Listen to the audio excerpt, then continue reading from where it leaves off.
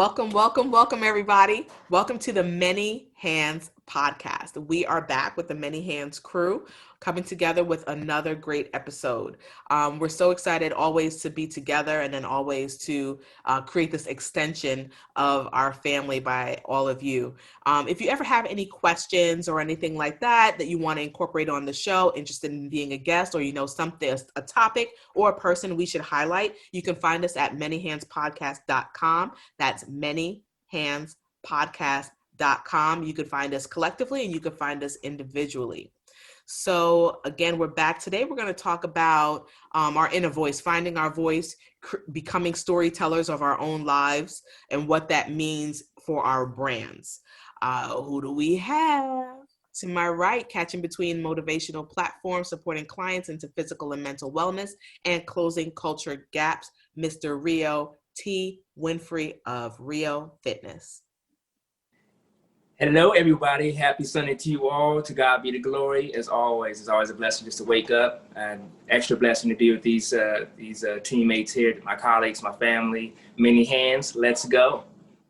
Okay. Now, I was gonna tell Rio, I was like, you always say Happy Sunday because you never know when I'm gonna release this, right? So I was gonna tell him stop saying that, and then he said, "To God be the glory," and I said, you know what? That was when you don't even have to get like a soft signal. You can get a hard hit you over the head with like a rolling pin. That was a hit me over the head. Let Rio do his thing, keep inspiring the masses. So right. Making the world a little smaller by connecting powerhouse companies and superior brands, creating opportunities and funneling in the dollars. Mr. Antoine Watts of Personal Injury Professionals. Hello, everybody. Hello. Always good to be with the family. And just always remember, people over profit. Okay. And we have at the corner of cultural diversity and leadership, making a sharp right on Investment Ave while bringing a few young soldiers with them, Brian McKinney of McKinney Brands. What's going on, y'all? How's everybody doing? Hope everybody's happy. Thank you for coming back to join us and rock with us again. As always, great to be with you guys and looking forward to sharing some good content. So let's get into it. All right. And it's me, the Small Biz Engine. You can find me creating strategies, analyzing data, speaking on business development, creating better businesses and better entrepreneurs. Small Biz Engine. I'm here, ready to go. Let's go, family. Y'all with me. So why I said I want to talk about finding your voice today. So originally when I started, producing the show, producing this show rather, it was right after the vice presidential debate with Pence versus Harris. And I really didn't take too kindly to the interruptions. There's the other debate, and that's more like buffoonery, like that, like has no purpose, right? But now we're talking about issues and the interruptions and how it feels, or those of us who have experienced that corporate lifestyle and fighting for your voice at the table, or maybe you're the youngest in your family and you have to fight for the voice in your family so that they understand that what you say has purpose, has merit. And it's a big deal, because once you're silenced within the businesses or any place that you operate, once you're silenced, that starts to carry over into other facets of your life, and the quieter you become, whereas you have a purpose. Mm-hmm. So how do you make sure that your voice still has a purpose? And I found that sharing your story becomes transformational. Sharing your personal story becomes transformational in your professional life. So how do you guys integrate your personal story in your brands? Wow. You always ask the great questions. I love it. Somebody jump in there. I'll jump in. So for me, I think I've shared mine many times. Ultimately, for me, it just comes down to just being confident in who I am, what I stand for. And a lot of times we learn that through trials and tribulations. So I put all that into perspective. With me, everything is a mental. I'm focused on fitness and obviously mental fitness as well. So all that comes into play. So as I got stronger in body, I got stronger in mind, I got stronger in spirit. So I incorporate that in any room that I'm in, any group that I'm in, I'm always confident about who I am.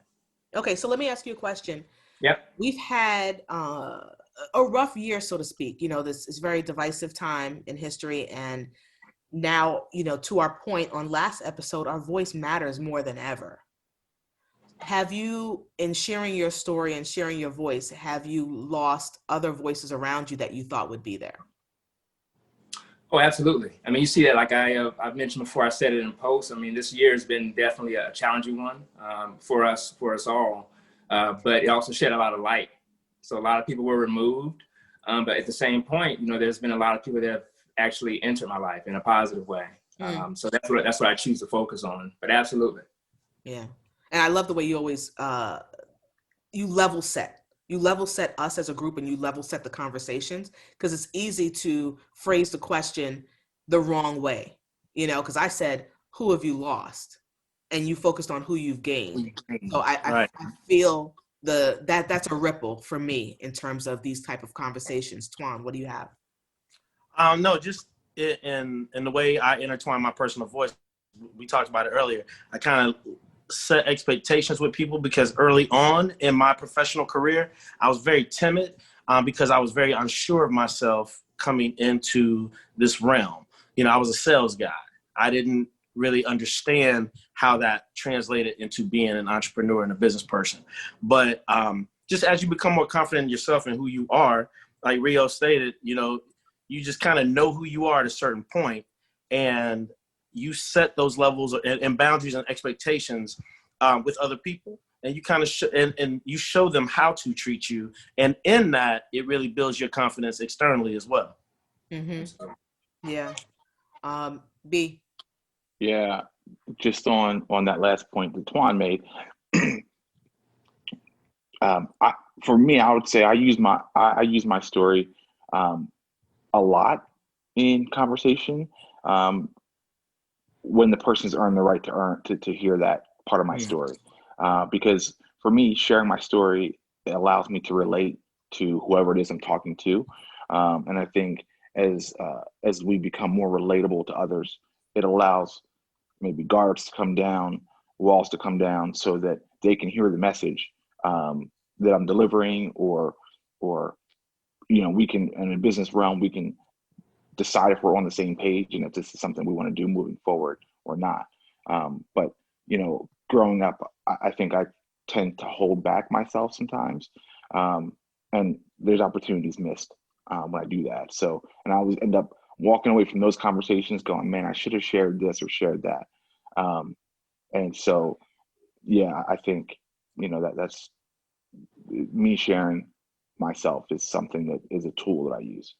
Well, can I touch I love what you said, though, that people have to earn the right for that.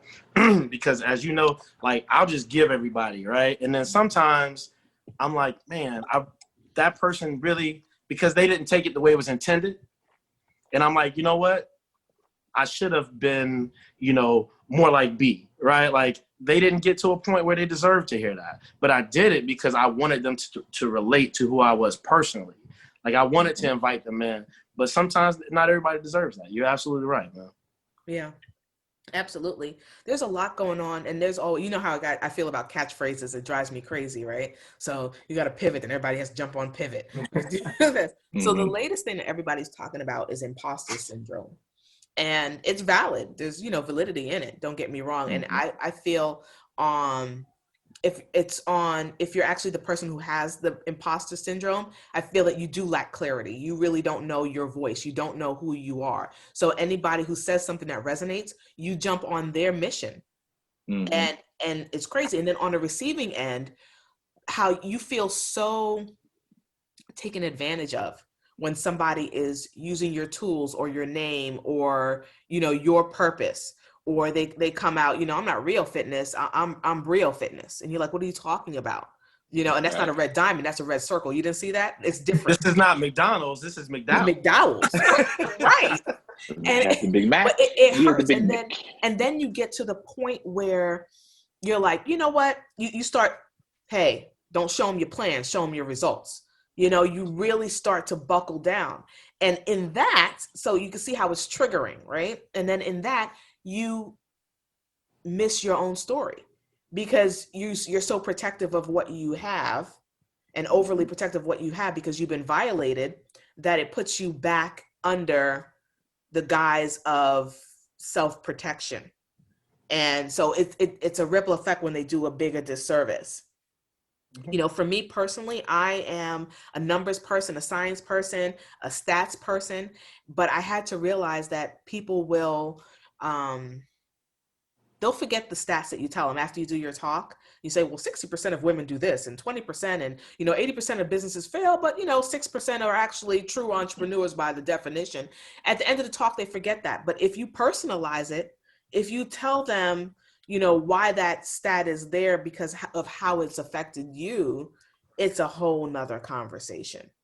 And that speaks to the Maya Angelou quote that I love and sort of live by is people will forget what you said to them, but they won't forget how you made them feel, right? And so when you're just talking about numbers change, numbers can be manipulated, numbers can be whatever you want them to be, but how you made them feel, what you said impacted them is what they will always remember. Right. Yeah. I also want to touch on that real quick also and kind of piggyback on what B was saying. I mean, ultimately, whether it's personal or business, we got to get past that transactional thing. You got to build the relationships. That's why it's important to, share your story. I do agree with B as far as they do need to earn that as well. But a lot of times when you see people that are failing, it's because everything is just strictly transactional, right? Depending personal or business. What if they didn't need to earn it? What if you took the first step and you said they need to hear it more than they need to earn it? There's a bit of risk with that. And you've heard me talk on previous podcasts when I talk about vulnerability. There's a bit of risk that you take in doing that, but there are times where that's all the way necessary, and that's absolutely what you need to do is give them that, whether they've earned it or not, and then you see what happens, right? Yeah. And go ahead. No, I said we always talk about this, like me and my business partner Jose, right? He's like, Tony, you're very accepting, you're very trusting of everybody, like you got it. The thing is, and this is where, and I understand all aspects of it, right? I understand how, like, why you should guard yourself sometimes. Excuse me, but I also am. I mean, you guys know I'm the kind of I don't worry about it as much, right? I just do it because, long time ago, somebody told me don't block my blessings, right? So my thing is, I just do what I do with my own intentions, and however it's received is how it's received. But I just think that my truth was in the positivity of the message and the story. And I can't really deal with how people would accept it. I just can't. Yeah, I mean, because right, you have to operate and do things for you. You can't always control what someone else is going to say or how they're going to take it. So when you start acting or reacting in a way that you're worried about how somebody else is going to respond, you lose yourself, right? Mm-hmm. So what I always say about me is, look, I am who I am in any setting. And it allows me to stay grounded, stay humble, and stay true to myself. So I sleep well every night because I don't have to remember what I said to somebody or did I tell them this and now I have to be this. No, this is who I am, and it's your truth, and it's my truth, and it allows me to be genuine all the time. Yeah. Unfortunately, a good friend of mine, shout out to Walter B, was telling me years ago, he's like, man, the hardest thing for people is to be real. And at that time I was like, it shouldn't be that hard. Just be yourself. But it's true. I see truth in that. It's hard for a lot of people to just be themselves because they're too worried about, what other people think. So if your intentions are good, you know yourself, you're sending your truth. At the end of the day, sometimes we know who we are younger, sometimes when we get older, as we go through more things, but at the end of the day, it's a challenge for some people. But once you get there, then there's nothing to really stress. And like B said earlier, you can't control what other people think, how other people take it. You can only control what you put out. So if you're in your truth, you're good to go. And you constantly evolve, right? Yeah, like you just absolutely. do, Exactly. right? Evolution. Like you said, those experiences that you go through, look, you guys know 6 years ago, some things happened to me and they really did change who I was. And it bothered me, but I just had this conversation with a friend of mine recently. You get to a point where you're sick and tired of being sick and tired, right? Like you're at a point where you're tired of being miserable. You're tired of always overthinking every situation. Sometimes things are just are what they are, and you just kind of keep moving. But it took me years and years and years to get back to that level, because I was just mad at people. Like I just didn't take what they said for truth all the time. And I shouldn't have to overthink that. If that's what they said, that's what they said. And I just take it and keep it moving for what it's worth, right? And keep it moving. So yeah, that's just kind of how that plays out. But we evolve, absolutely.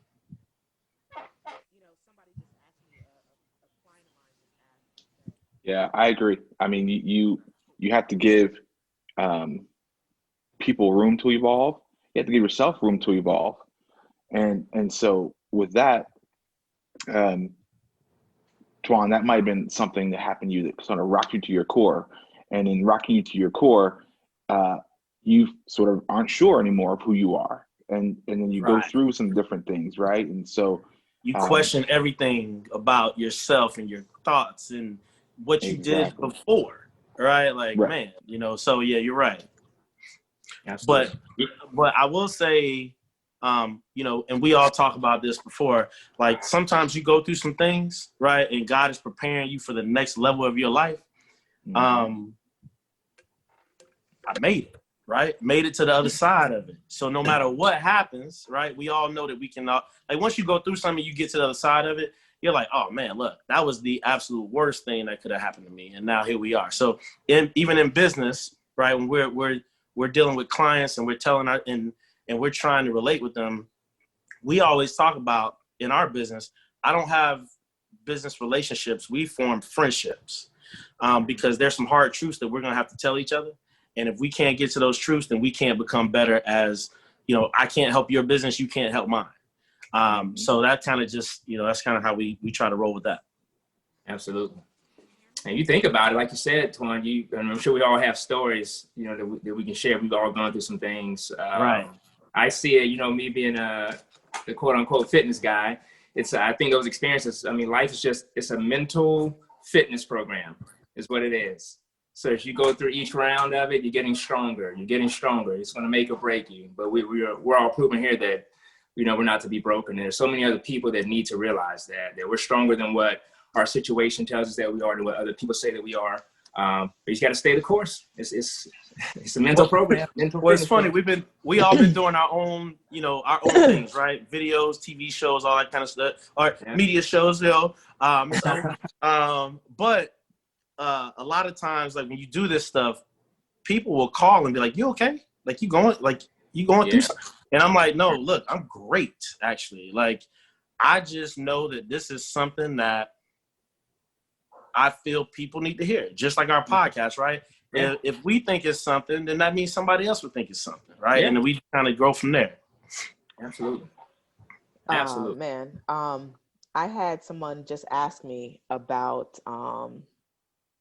their story, like if they should share as a client of mine, and it was hard to be honest in my response because I have witnessed the lies that they've been telling throughout the process.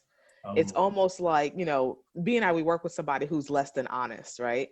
And it's funny that there are things that we should be able to let him take care of and trust that it's going to happen. And B will get in his car at 10 o'clock, 11 o'clock at night to follow up because he doesn't trust that it's going to happen, right? So then this person is like, oh,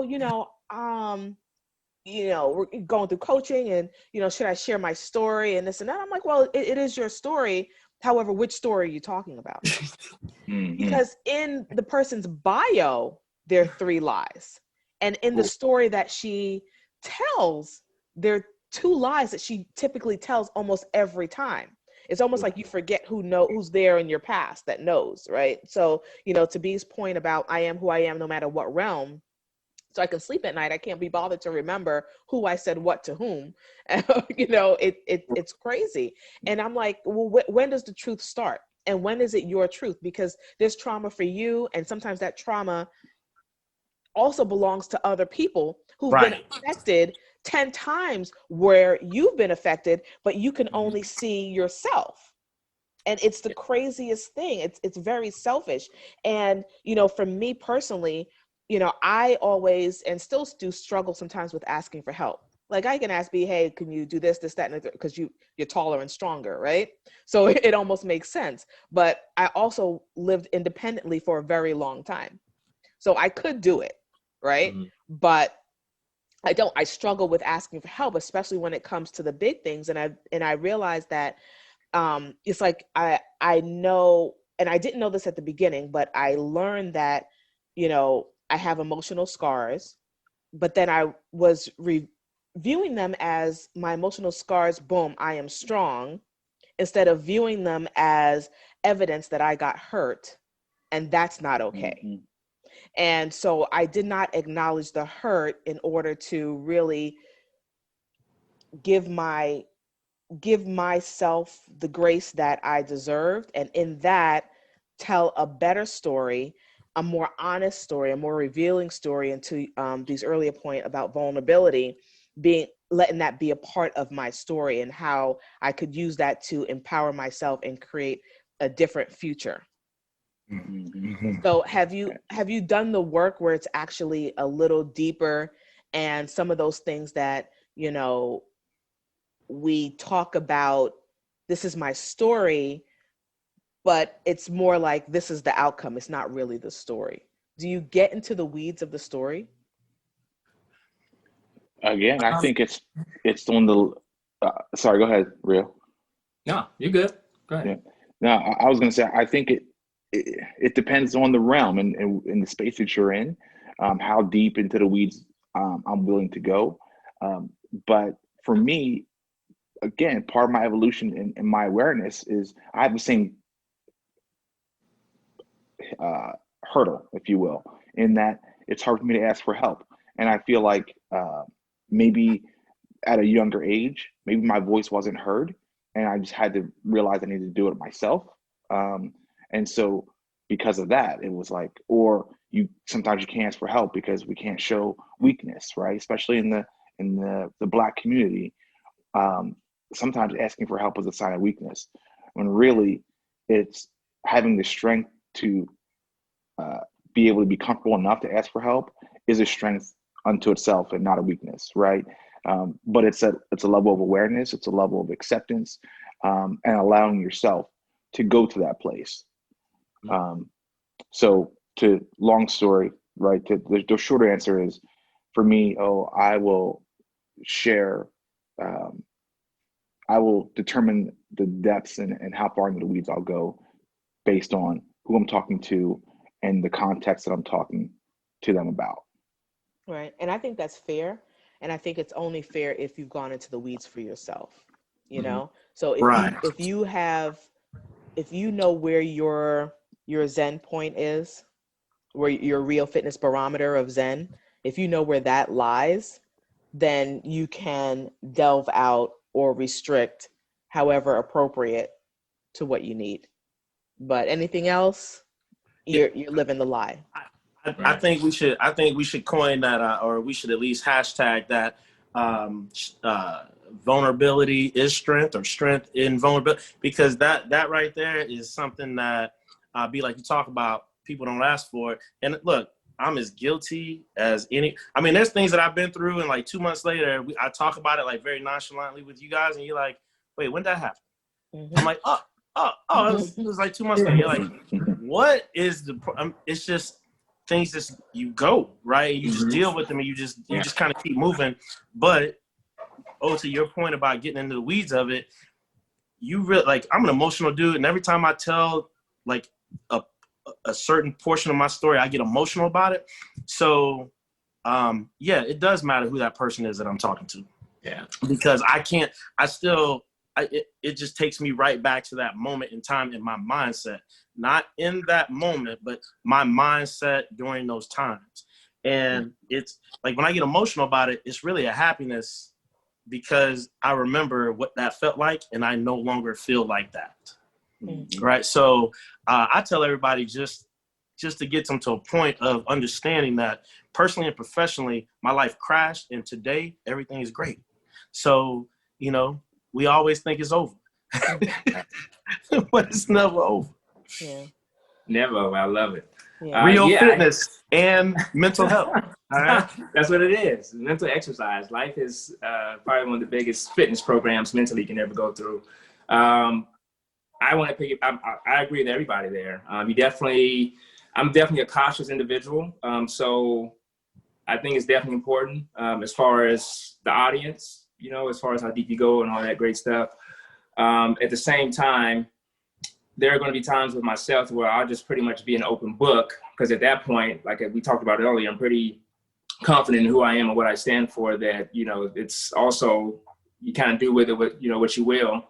But I guess professionally though, like in the business, in the workplace, a little bit more caution there, because you don't know what they're going to do with that information and why they're really asking and things like that. So that's kind of how I kind of have to separate it for myself.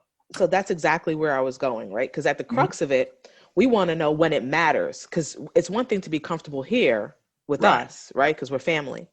But when it matters outside of family, when people don't have to love you regardless, with those people, when you're closing a deal, how do you create the environment to balance, to where losing your voice doesn't equate to a power struggle, or finding your voice rather doesn't equate to a power struggle?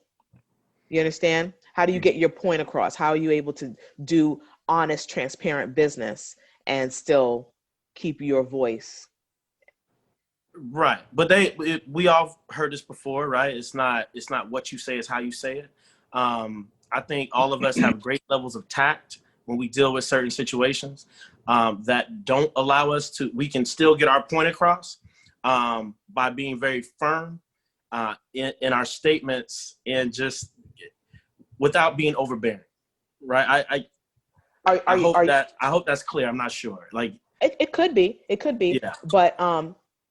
But if I can come from the left, are you talking about code switching? Are you talking about transparency? So, for instance, there was a situation last week that happened where a potential client felt the need to tell me how things were going to go. And I just politely reminded them that if they were going to be a part of this program that we have created and built from scratch, the successes that we've had follow this protocol. If you don't want to follow that protocol, that's fine. We're just not for you, because we have success in how we do things. And it's just what it is. Like, we've built this, and again, we call them protocols because it really does, like, these things fall in line.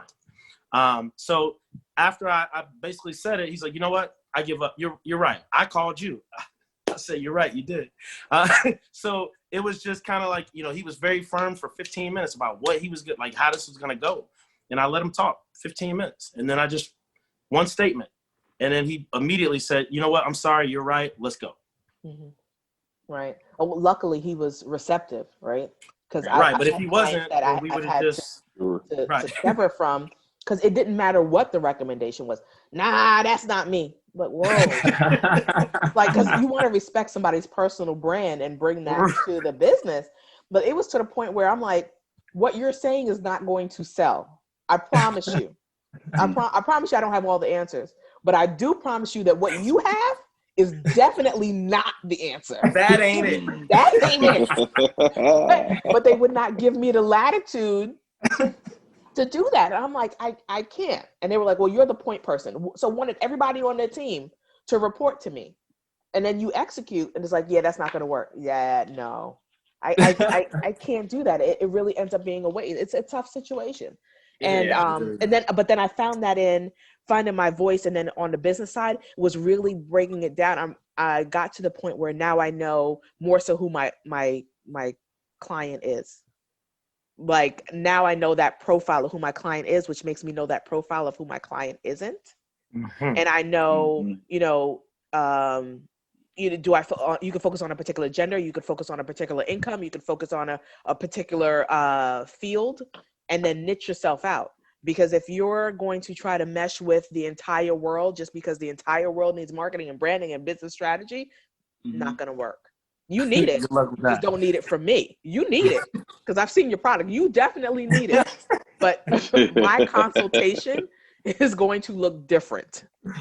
But to your point, and B, I'm sorry, I didn't know if you. To your point, though, we are all at stages in our personal businesses. We're all at stages where we can now kind of pick and choose clients, right? We have the ability to say, you know what, we're not a match. Whereas I know when I initially started this, I was trying to take every client I could.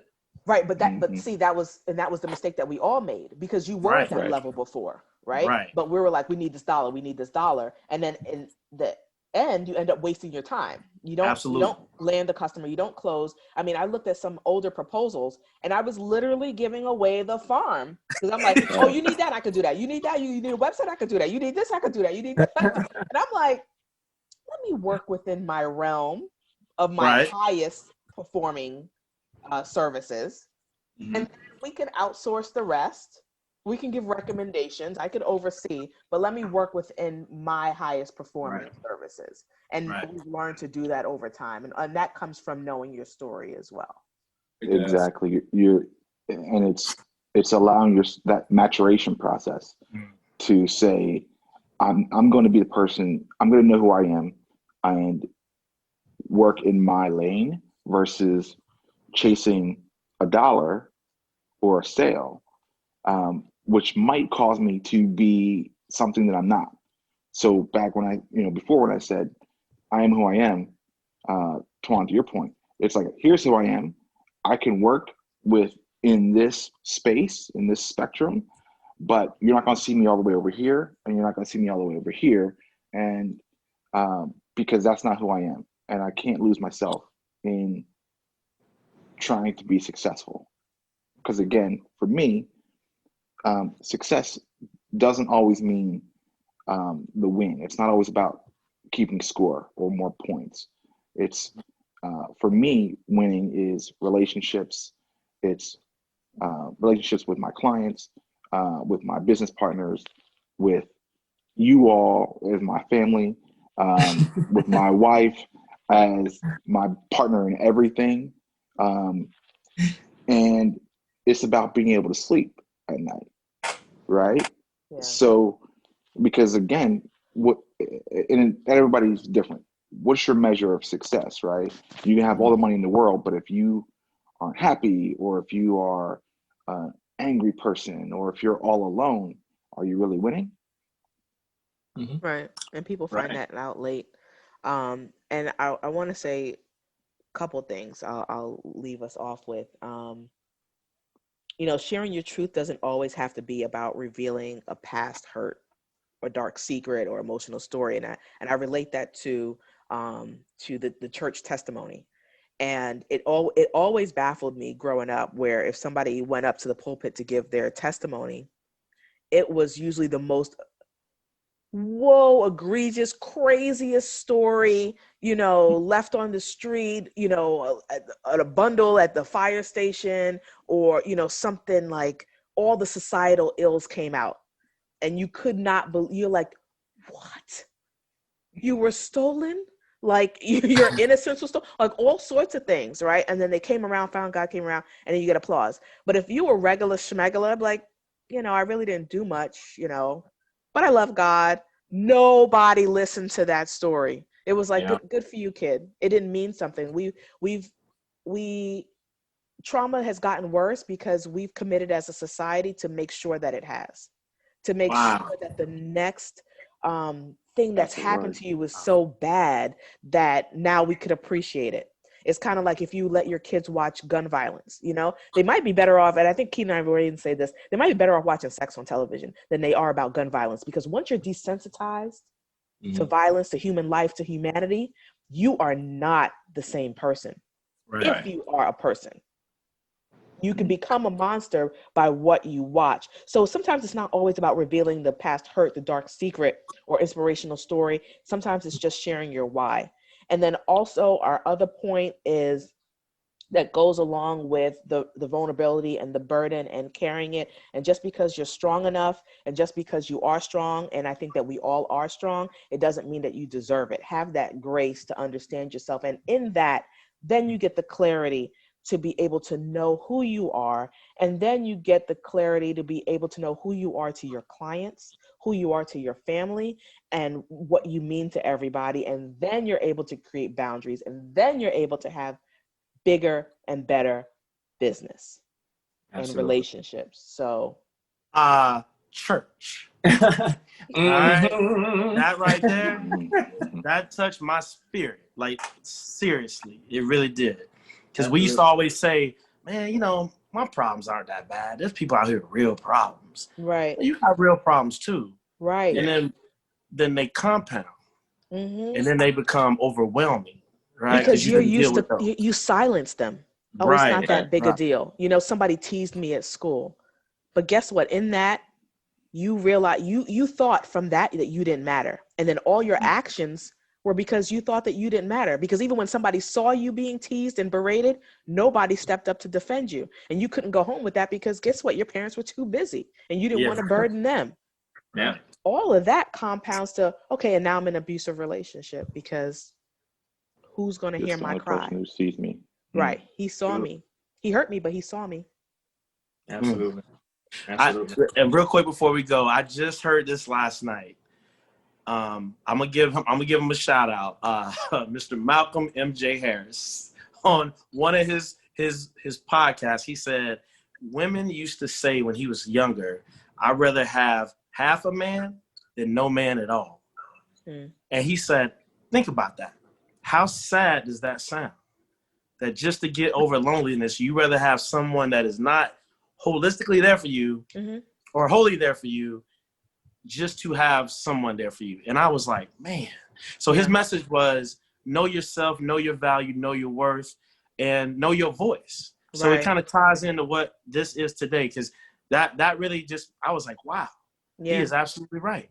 Like, that's crazy. It is. And it's so I went out to dinner with a couple of friends, it's just three of us. And one of them knew, we don't know if the husband is necessarily cheating. We do suspect he has a whole nother family because it's kind of weird. But all jokes aside, we literally suspect that because it's like, where is he? Right? Why don't you know your in-laws? It's really weird.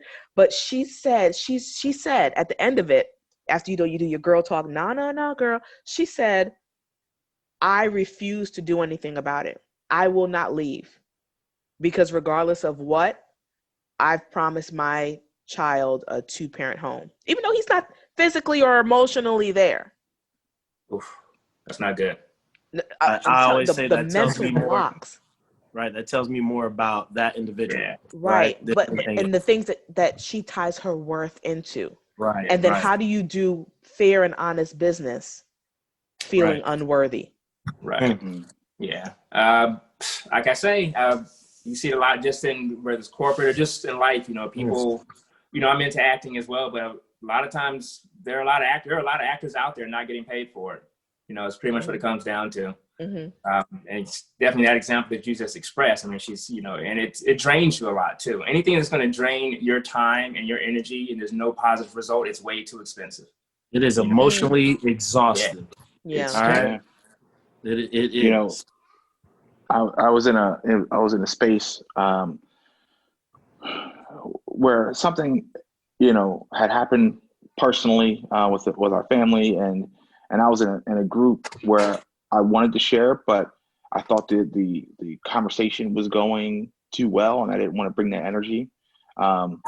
So I sort of diminished what I was feeling and dealing with in order to sort of keep everybody else feeling all right. And I had a conversation with somebody in the group, and they said, no, you should absolutely share, because what you're going through is real, and there's value in what you are in what you have to share.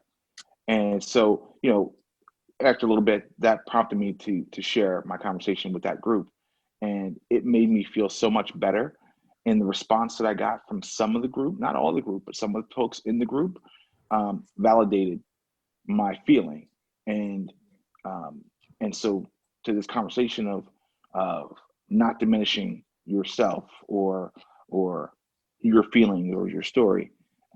There is truth to that. And so again, and part of what I mentioned earlier is it took some risk on my end to share that, and some of me being comfortable being vulnerable. Again, get comfortable being uncomfortable, people, because that's where the growth happens, right? If you stay in your comfort zone, you stay doing the things that you know how to do or you like to do, you don't grow. You'll be happy. You might be happy, but you might not need to Your be version happy. of happy, right? Like Right. it may not be real happiness, but you created a version of happiness, and that's where it lies. I think it's how much happier could you be? Right. It's kind of like when, you're raising children or you were raised a certain way and you're like, I came out fine being raised this way. And then you put that on your children. And then you stop and think, but who could I have been if, Right. remove that ceiling that it's okay, or this is what I know, and so this is safe. It's, man, I could have been even tenfold, so that it's just. And I think within our group, we talk about that a lot, just on different levels, right? Ourselves somewhat, but other things as well. Like, what else could have been, right? Like, and look, but I my aunt tells me this all the time. Because y'all know me, I'm impatient with life and business. I'm just impatient with it, and she says to me all the time. And I shared this the other day on one of my messages. You are right where you're supposed to be at this moment in time in life, but that also does not mean that you should be treated any which way in any portion of your life. Like you deserve and you should demand to be treated accordingly. And I just hopefully your friend, I just really hope that people realize that all the way around, because, like we talked about today, you are enough no matter what. You are always enough. Know your worth. Know your worth. We're not put here to be worthless at all. Not a worthless Also, and I know I was trying to wrap, but I often talk about opportunity cost, and opportunity cost is the cost of not doing something. So you could be okay and be just in your own happiness, but what's it costing you to not do something more, right? And again, to O's point, that ceiling, what's it costing you to knock that ceiling off and take a step further? You can be content, stay in your space, but you could be missing out on so much more greatness, so much more happiness, so much more joy and success. But you have to be comfortable being uncomfortable. Go with it. All right, everybody. We have another one. This again, Many Hands Podcast, your Many Hands crew. Please give us your feedback, your suggestions, your comments. We are on almost every platform. We're on iHeart, we're on Spotify, we're on iTunes, we're on Stitcher, YouTube. So give us a listen, give us your feedback. We want to hear it. We're an extended family, so let us know. Subscribe and share too. Subscribe and share. Yep. Subscribe, like, share, and comment. You can find us at manyhandspodcast.com. Grand opening. Grand closing.